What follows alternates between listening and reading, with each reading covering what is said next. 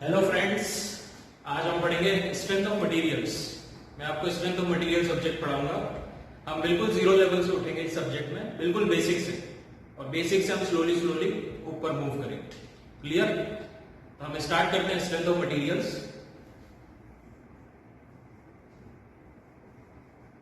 Strength of materials. Okay, so interview में सबसे important question यही रहता है कि स्ट्रेंथ ऑफ मटेरियल सब्जेक्ट का इंपॉर्टेंस क्या है, नीड क्या है, इसका सिग्निफिकेंस क्या है। तो इंटरव्यू में ये नहीं बोलना कि हमें एग्जाम क्रैक करना है, जैसे हमें आंसर देते हो तुम, ठीक है। इंटरव्यू में क्या बोलना है वो हम देखेंगे कि सब्जेक्ट का क्या इंपॉर्टेंस है, क्या नीड है इस सब्जेक्ट, क्या सिग्निफिकेंस है, क्या प्रैक्टिकल इंपॉर्टेंस है इसकी। और जब तक तुम्हें ये चीज नहीं पता होगी, ये चीज तुम नहीं जानोगे, तब तक तुम्हें इस सब्जेक्ट को पढ़ने में मजा ही नहीं आएगा, ना फील आएगा। तुम्हें पता ही नहीं है, तुम बस न्यूमेरिकल कर रहे हो, क्वेश्चन आ गए, गेट के क्वेश्चन कर रहे हो, अब उनका क्या क्वेश्चन का सिग्निफिकेंस है, क्यों कर रहे हो ये सब एग्जाम पास करने के लिए। लेकिन feelings are very important. Clear? तो हम यहाँ पे देखेंगे बिल्कुल जीरो लेवल से। तो स्ट्रेंथ ऑफ मटेरियल्स, क्लियर। सबसे पहले हम देखेंगे मैकेनिक्स।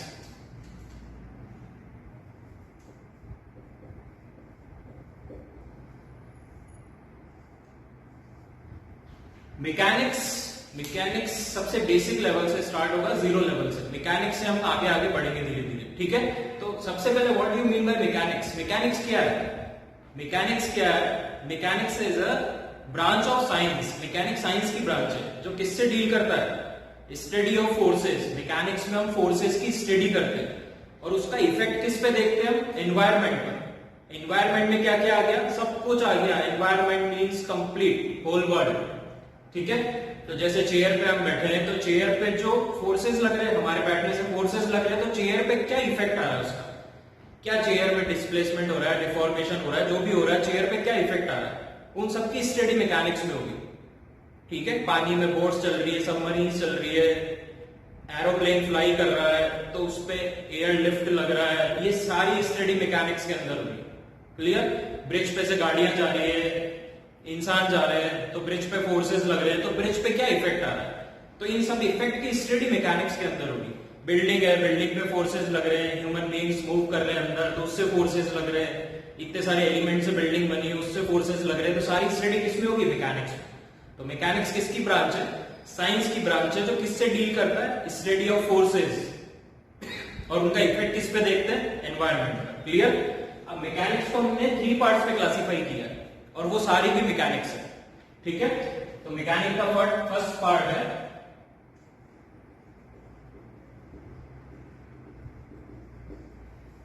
Engineering mechanics. क्लियर? इसका सेकेंड क्लासिफिकेशन है स्ट्रेंथ ऑफ मटेरियल, और थर्ड क्लासिफिकेशन है इसका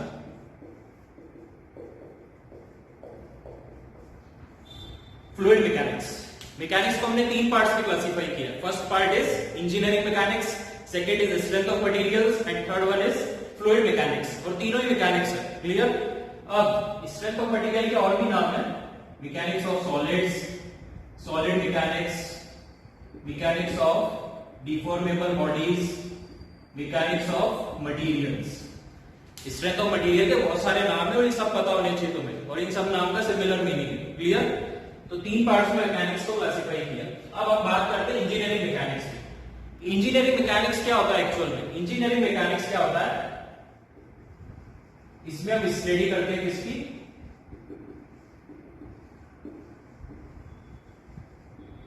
रिजिड बॉडीज की। इंजीनियरिंग मैकेनिक्स में किसकी स्टडी करते हैं? रिजिड बॉडीज की। अब बात करते हैं रिजिड बॉडी क्या होता है। रिजिड बॉडी क्या होता है?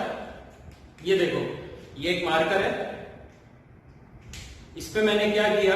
2 पॉइंट्स मार्क कर दिए, मतलब मान लेते 2 पार्टिकल्स के बीच की पोजीशन मार्क कर दी इस मार्कर पे। अब इस पे क्या करेंगे अपन? एक्सटर्नल फोर्स लगाएंगे। एक्सटर्नल फोर्स लगाएंगे तो इसमें जो पोजीशन है पार्टिकल्स की वो चेंज नहीं होगी। इट मींस ये बॉडी क्या है? Rigid body. रिजिड बॉडी में 2 पार्टिकल्स के बीच की पोजीशन कभी चेंज नहीं होती, ऐसी बॉडी को हम रिजिड बॉडी कहते हैं। और रिजिड बॉडी पे जो फोर्सेस है, उनके इफेक्ट है, वो सारी स्टडी किसमें होगी? Engineering mechanics. Clear? So engineering mechanics is the basic subject है, समझ में आया? तो इंजीनियरिंग मैकेनिक्स में रिजिड बॉडीज की स्टडी करते हैं। अब फर्दर हम इंजीनियरिंग मैकेनिक्स को और क्लासिफाई करते हैं। तो इंजीनियरिंग मैकेनिक्स को हम 2 पार्ट्स में क्लासिफाई करते हैं।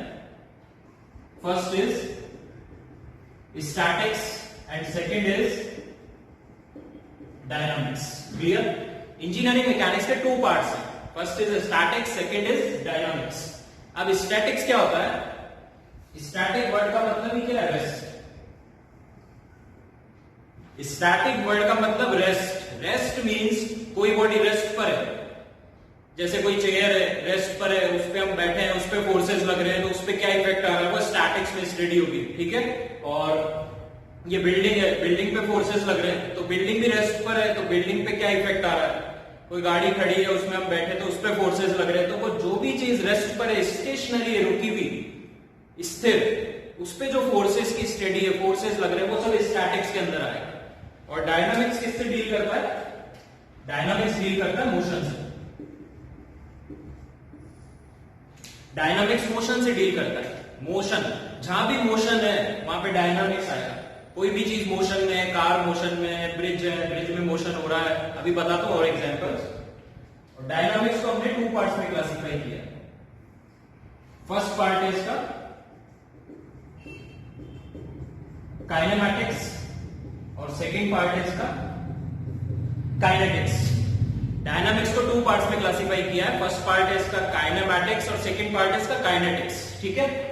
काइनेमैटिक्स और काइनेटिक्स में क्या डिफरेंस है? देखो, काइनेमैटिक्स में हम स्टडी करते हैं मोशन की, उसकी स्टडी नहीं करते जिससे मोशन हो रहा है, सिर्फ मोशन की स्टडी करेंगे। जैसे मैंने बैट से बॉल मारी, हिट करी, तो क्या होगा? बैट से बॉल मारी तो बैट से मैंने एक फोर्स लगाया बॉल पे, तो वो जो फोर्स है, वो फोर्स क्या है? इस मोशन को कॉज कर रहा है, इस मोशन को जनरेट कर रहा है वो फोर्स। उस फोर्स को नेग्लेक्ट कर देंगे हम काइनेमैटिक्स में। काइनेमैटिक्स में किसकी स्टडी करते हैं? मोशन की, उसकी स्टडी नहीं करते जिससे वो मोशन जनरेट हो रहा है। आया समझ में? और जिससे वो मोशन जनरेट हो रहा है उसकी स्टडी हम करते हैं काइनेटिक्स में। क्लियर? तो काइनेटिक्स में हम उसकी स्टडी करते हैं जिससे वो मोशन जनरेट हो रहा है, मतलब बैट से हम बॉल को फोर्स मार रहे हैं, तो वो मोशन, वो हम काइनेटिक्स में स्टडी करेंगे। लेकिन बाद में जो बॉल मोशन कर रही है, तो बॉल में क्या आ रहा है? डिस्प्लेसमेंट भी आ रहा है, वेलोसिटी भी आ रहा है, एक्सेलरेशन भी आ रहा है, वो सारी स्टडी काइनेमैटिक्स में होगी। मोमेंटम भी आ रहा है, वो सब काइनेमैटिक्स में आएगा। जैसे ट्रेन चल रही है, रिवर फ्लो कर रही है, ये सारी स्टडी काइनेमैटिक्स में आएगी। क्लियर? तो इनमें हम, जैसे बॉलर क्या कर रहा है? बॉलिंग करता है, बॉलर बॉलिंग करता है, तो उसमें हम बॉल की स्पीड देखते हैं, 140 150 किलोमीटर पर आवर की स्पीड आती है लिखी हुई, तो वो सारी स्टडी काइनेमैटिक्स के अंदर आती है। और काइनेटिक्स में किससे मोशन जनरेट हो रहा है, उस फोर्स की स्टडी काइनेटिक्स में करेंगे। ठीक है? तो काइनेमैटिक्स में हम क्या करेंगे? Displacement, velocity, acceleration, speed, momentum, और इसमें फोर्स की स्टडी करेंगे जिससे कि वो इंड्यूस हो रहा है। ठीक है? और भी हम एग्जांपल्स इसके डिस्कस कर सकते हैं काइनेटिक्स के। जैसे अपना सोलर सिस्टम है, तो प्लैनेट्स क्या कर रहे हैं? रिवॉल्व कर रहे हैं कंटिन्यूसली, तो वो एक फोर्स ऑफ अट्रैक्शन से सब खींचे हुए हैं, इसलिए वो सोलर सिस्टम बना हुआ है हमारा। प्लैनेट्स रिवॉल्व कर पा रहे हैं वो फोर्स की वजह से, और वो सारे फोर्स काइनेटिक्स के अंदर आएंगे जिस फोर्स की मदद से वो काम कर रहे हैं। तो जैसे ग्रेविटी फोर्स हो गया, स्प्रिंग फोर्स हो गया, स्प्रिंग फोर्स से भी कोई मोशन हो रहा है, तो जो स्प्रिंग फोर्स है वो इसमें आ जाएगा, और जो मोशन है वो इसमें आ जाएगा। आया समझ में? और जैसे अपन देखते हैं कि समुद्र में, ओशियन में क्या होता है? लो एंड हाई टाइड्स आते हैं, स्टॉर्म जनरेट होते हैं, टाइडल, तो वो किससे आता है? जो मून है, मून क्या करता है? ग्रेविटेशनल पुल करता है, ग्रेविटेशनल अट्रैक्ट करता है, ग्रेविटेशनल फोर्स इंड्यूस करता है, अर्थ को खींचता है अर्थ को, वाटर को, तो वो खींचने की वजह से क्या होता है? उसमें लेयर्स क्रिएट होती है, और उसकी वजह से tides, high and low tides generate होते हैं। तो वो एक फोर्स हो गया, उस फोर्स की वजह से जनरेट हो रहा है मोशन। तो फोर्स की स्टडी इसमें होगी, मोशन की स्टडी इसमें होगी। क्लियर? एक और अच्छा एग्जांपल देता हूं, जेसीबी का। अब जेसीबी क्या है? अब ये सिविल वाले भी जानते हैं, मैकेनिकल वाले भी जानते हैं, और जेसीबी की रिस्पेक्ट करनी है तुमको। क्यों करनी है? क्योंकि सिविल का काम भी कर रही है, मैकेनिकल का काम भी कर रही है। ये नहीं होगी तो दोनों के काम रुक जाएंगे। क्लियर? तो जेसीबी क्या है? जेसीबी का तुम्हें पता होना चाहिए। जेसीबी क्या है? एक कंपनी का नाम, Joseph chiral Joseph chiral Bamford एक कंपनी है, एक साइंटिस्ट था, उसका नाम है, उसके बिहाफ पे कंपनी का नाम रखा है, दैट इज कंपनी नेम। अब ये जेसीबी इतना इंपॉर्टेंट है, एक दो बार मेरे को ग्रुप डिस्कशन में जेसीबी रख दी थी सामने कि जेसीबी पे ग्रुप डिस्कशन करो। अब जब तक हमें इसकी डीप नॉलेज नहीं होगी हम इस पे ग्रुप डिस्कशन नहीं कर सकते। तो तुम्हें हर चीज की नॉलेज होनी चाहिए। Observations are very important in life. हर चीज को ऑब्जर्व करो, एनवायरमेंट में क्या हो रहा है क्या नहीं हो रहा, ऑब्जर्व करो, ठीक है। तो जेसीबी की एक मशीन है जिसमें फ्रंट पार्ट भी होता है, रियर पार्ट भी होता है। दैट मशीन नेम इज, उस मशीन का नाम है फ्रंट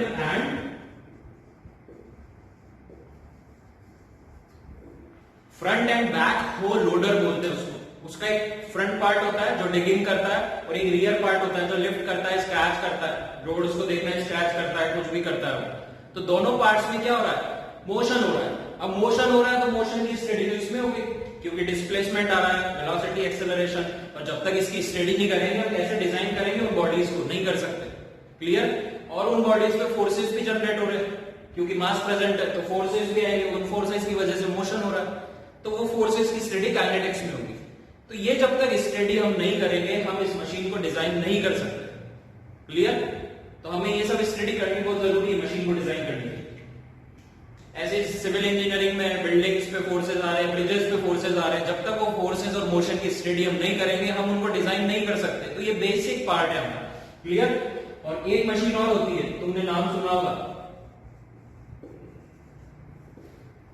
तुम उसको एक्सकेवेटर ही बोल देते हो कभी कभी, front end backhoe loader, जबकि वो क्या है, front end backhoe loader है। एक्सकेवेटर क्या होता है, एक चेन माउंटेड होती है, टैंक की तरह होती है, मिलिट्री के टैंक की तरह चेन माउंटेड, वो 360 डिग्री घूमती है, उसमें एक ही बॉडी होती है, वो पूरा काम करती है। That is very powerful machine, excavator is very powerful, चट्टानों पे काम में लेते हैं इसको और ये कहीं भी खड़ी होने के लिए कैपेबल है, क्लियर। तो ये दो मशीनें हैं और ये जेसीबी कंपनी की है, तो इसलिए जेसीबी कंपनी ने और ये मशीन ने। तो interviews are very important. Interview में तुम्हारा ऑब्जर्वेशन चेक किया जाता है कि तुम चीजों को कितना ऑब्जर्व करते हो डेली लाइफ में, तो ये सब पूछा जाता है इंटरव्यूज में, इसलिए बेसिक ओवरव्यू देना बहुत ही मस्ट है।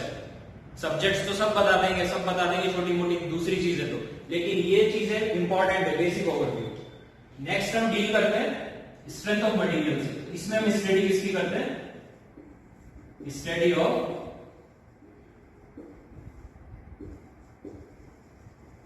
Deformable bodies. Strength of material में किसकी स्टडी करते हैं, डिफॉर्मेबल बॉडीज की, डिफॉर्मेबल मेंबर्स की। अब डिफरेंस क्या है, इसमें रिजिड बॉडीज की स्टडी करते हैं, इसमें डिफॉर्मेबल बॉडीज की स्टडी करते हैं। डिफरेंस क्या है दोनों में, रिजिड बॉडी तो बता ही दिया तुम्हें, डिफॉर्मेबल बॉडी क्या होती है। डिफॉर्मेबल बॉडी, जैसे मैं फोर्स लगा रहा हूं एक बॉडी में, तो वो बॉडी क्या कर सकती है, अपना शेप चेंज कर सकती है, मतलब वो बॉडी क्या कर सकती है, डिफॉर्म कर सकती है। तो उसमें जो पार्टिकल्स की पोजीशन है वो चेंज हो जाएगी, क्योंकि वो बॉडी क्या होगी, खींचेगी तो उसमें पार्टिकल्स की पोजीशन चेंज हो जाएगी। तो वो बॉडी क्या कर रही है, डिफॉर्म कर रही है।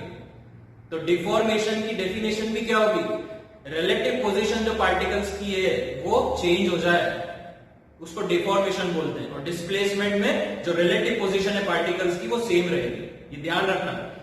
तो डिफॉर्मेशन इसमें होगा, डिस्प्लेसमेंट इसमें होगा, क्लियर। तो डिफॉर्मेबल बॉडीज की स्टडी करते हैं स्ट्रेंथ ऑफ मटेरियल्स में। एक एग्जांपल देता हूं सिविल इंजीनियरिंग के लिए, एग्जांपल तो दोनों के लिए, सिविल वाले इसको जानते हैं। एक ब्रिज होता है सस्पेंशन ब्रिज, सस्पेंशन ब्रिज देखा होगा तुमने, ऐसे रोप्स होती है, रस्सियां, और नीचे प्लेटफॉर्म होता है। तो वो रस्सियां होती है, नीचे प्लेटफॉर्म होता है, प्लेटफॉर्म पे जैसे ही अपन चलेंगे या गाड़ियां चलेंगी तो वो रस्सियां क्या होगी, खींचेगी। अब वो रस्सियां खींचेंगी तो वहां पे क्या हो रहा है, डिफॉर्मेशन हो रहा है, क्योंकि पार्टिकल्स की पोजीशन चेंज हो रही है। तो पार्टिकल्स की पोजीशन चेंज हो रही है तो उसमें स्टडी किसकी होगी, स्ट्रेंथ ऑफ मटेरियल सब्जेक्ट की स्टडी होगी। लेकिन जो प्लेटफॉर्म है वो क्या है, रिजिड है, तो प्लेटफॉर्म पे स्टडी किसकी होगी, इंजीनियरिंग मैकेनिक्स की। आया समझ में। तो ये डिफरेंस है दोनों में, और इंटरव्यू में इस तरह से आंसर को प्रेजेंट करना है तुम्हें। प्रेजेंटेशंस आर वेरी इंपॉर्टेंट, तो इस तरह से प्रेजेंट करोगे तो पहले आंसर ही इंप्रेशन डाल देगा फर्स्ट क्वेश्चन, ठीक है। तो इस तरह से हमें बताना है। तो ये दोनों पार्ट्स हो गए। अब नेक्स्ट पार्ट है अपना fluid mechanics. Strength of material clear है, इंजीनियरिंग मैकेनिक्स क्लियर है, दोनों में डिफरेंस क्लियर है।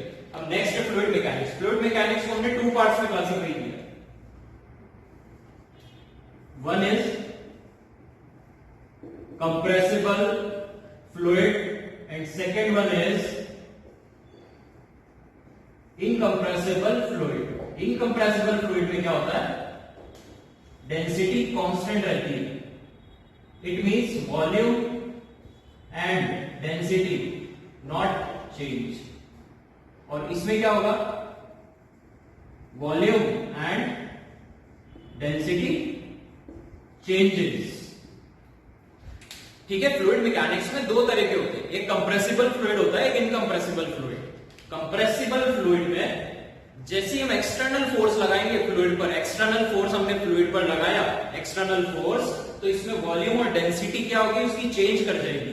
क्योंकि ये फ्लूइड क्या हो सकता है, कंप्रेस हो सकता है. कंप्रेस, कंप्रेस मींस इतना क्वांटिटी थी, इतनी क्वांटिटी थी, इतनी कर दी उसको.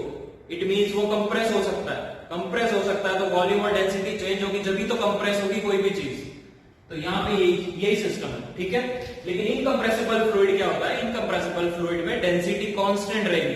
हम फोर्स लगाएंगे उसके बाद भी डेंसिटी में कोई चेंज नहीं आएगा, क्योंकि वो फ्लूइड कंप्रेस नहीं हो सकता. एक एग्जांपल देता हूं. सिरिंज है, एक कॉर्क है. कॉर्क की बॉल से बचपन में खेलते थे, शैतानी भी करते थे, बॉल को पानी में डाल के रखते थे, फिर खेलते थे, तो बॉल की स्पीड बहुत बढ़ जाती थी. क्योंकि कॉर्क होता है, उसका पोरस नेचर होता है. कॉर्क, बैडमिंटन भी खेलते हैं तो कॉर्क के पीछे कॉर्क लगा होता है, तो दैट इज कॉर्क. उस कॉर्क को लेना है. अब उस कॉर्क को लेके उसमें हम इंजेक्शन वाली सिरिंज को इंसर्ट करके ऐसे रख देंगे. अब उसमें डाल देंगे वाटर. अब वाटर डाल देंगे और प्रेस करेंगे. हम प्रेस करेंगे तो वो प्रेस नहीं होगा, क्योंकि वाटर कंप्रेस नहीं हो सकता. Clear. Water is an incompressible fluid. लेकिन अब उसमें कुछ भी नहीं है सिरिंज में. अब एयर है, एयर प्रेजेंट है. Air is a gas. अब उसको हम दबाएंगे, वापस से दबाएंगे तो क्या होगा, वो नीचे आ जाएगा पूरा. क्योंकि एयर क्या है, एयर कंप्रेस हो सकती है, तो एयर कंप्रेसिबल है. आया समझ में. तो एक्चुअल में ऐसा हो क्यों रहा है, एयर और वाटर में ऐसा क्या है. तो एयर में क्या है, गैस है. गैस में मॉलिक्यूल्स दूर होते हैं, पार्टिकल्स दूर होते हैं. तो जैसे फोर्स लगाएंगे पार्टिकल्स पास आ सकते हैं. पास आ जाएंगे तो डेंसिटी चेंज हो जाएगी, वॉल्यूम चेंज हो जाएगा और वो कंप्रेस हो जाएगा. लेकिन वाटर में ऐसा क्या है, वाटर में ऑलरेडी पार्टिकल्स पास है, तो फोर्स लगाने से वो पास आएंगे नहीं, वो तो ऑलरेडी पास है. तो वाटर इसलिए इनकंप्रेसिबल है. आया समझ में. तो हम इतना ही बेसिक ओवरव्यू देंगे बस फ्लूइड मैकेनिक्स का. और फ्लूइड मैकेनिक्स में और भी देख सकते हो, तुम एरोप्लेन उड़ रहा है तो एरोफॉइल लिफ्ट आ रहा है, और जहां भी फ्लूइड्स आ गया वहां पर फ्लूइड मैकेनिक्स पढ़ना पड़ेगा. Fluid static, fluid dynamics, fluid motion में, फ्लूइड रेस्ट पर है, सब जगह फ्लूइड्स अगर आ गया तो फ्लूइड मैकेनिक्स तो पढ़ना ही पड़ेगा.